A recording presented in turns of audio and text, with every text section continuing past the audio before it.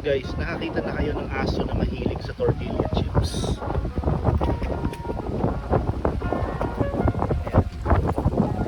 Pangalan niya si Buster. Cute niya, grabe. Paabot. Saka maasahan.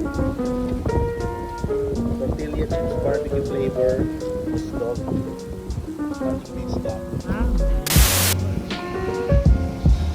Saan ka man marating, panalo pa din. Quality guys.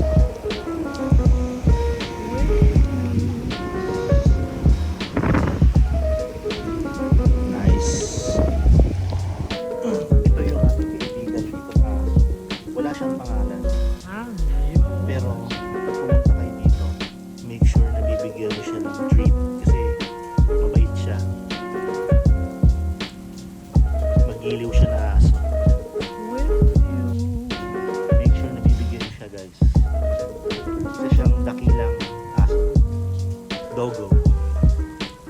Maraming aso dito pero ito yung pinaka the best dito.